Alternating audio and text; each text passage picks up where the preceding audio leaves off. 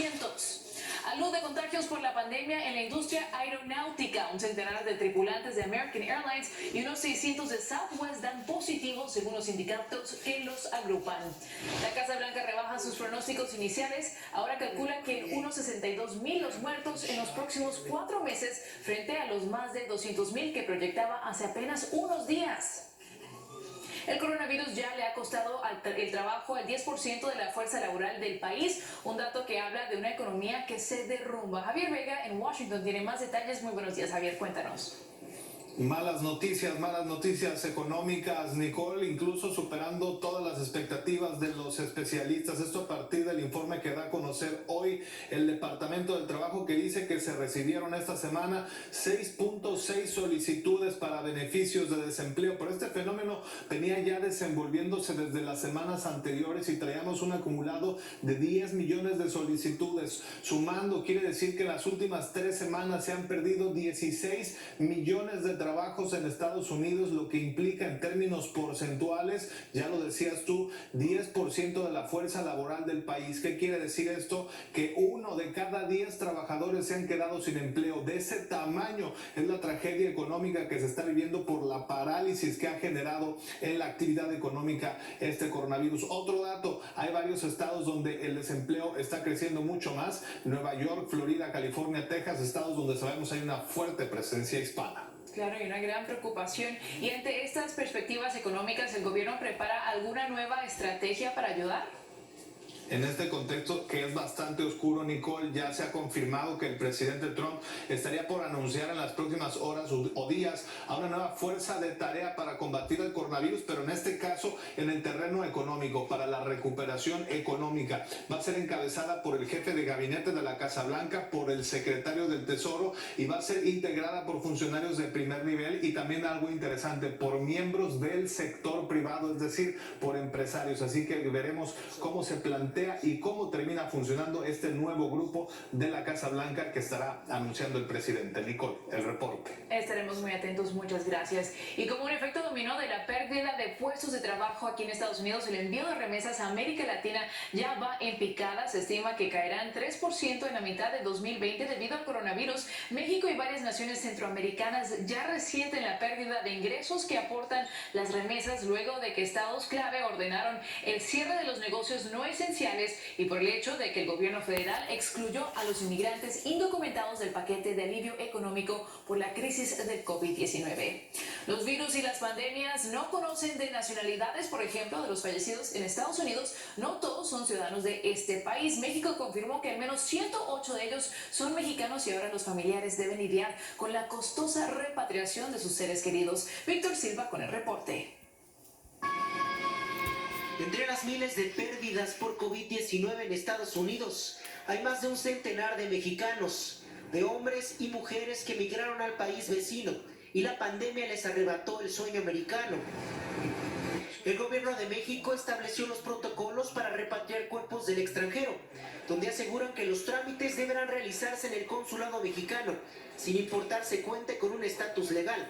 Para el manejo de personas que han fallecido, hay un capítulo que habla de la repatriación en su momento de cadáveres, es decir, está incluido dentro de este mismo lineamiento. Para la organización Fuerza Migrante, que lleva su propio conteo de decesos, uno de los principales problemas sería que el trámite no sería inmediato. No lo van a poder hacer durante todo el periodo que dure la pandemia. Ya en México los cuerpos tendrían que pasar por un protocolo estricto.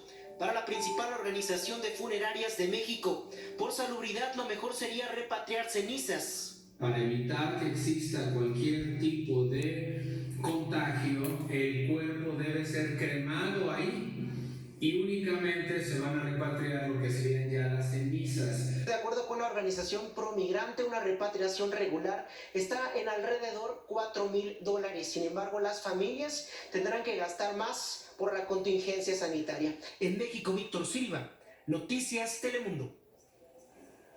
En medio de la crisis por el coronavirus, decenas de inmigrantes detenidos se quejan de que los centros no saben manejar la situación. Edgar Muñoz nos tiene los testimonios. A este centro de detención de inmigrantes en Conroe, Texas, ya llegó el coronavirus y, como se puede ver, los custodios no traen ni tapabocas ni guantes. Eduardo Rodríguez es uno de los enfermos que se pararon con fiebre del grupo. Ya le hicieron hicieron prueba del coronavirus, pero horas antes confesó a Noticias Telemundo que había tenido contacto con un vigilante que resultó positivo. Ya un guardia y otra persona están contagiados.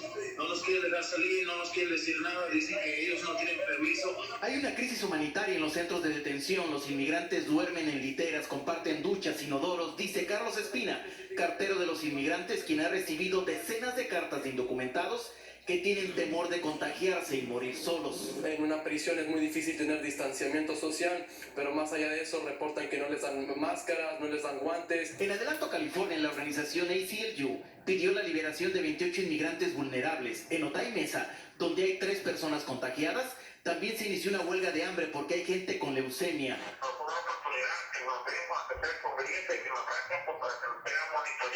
Hasta ahora, 32 inmigrantes contagiados por coronavirus, 11 empleados de centros de detención y 60 que trabajan en otras áreas de la agencia. Nos están tratando mal aquí, ¿verdad? Y se está observando mucho la gente. A decir de los inmigrantes detenidos en los dormitorios, están reunidos entre 30 a 90 personas, por lo que uno que se contagie, están expuestos todos. En Conroe, Texas, Edgar Muñoz, Noticias Telemundo.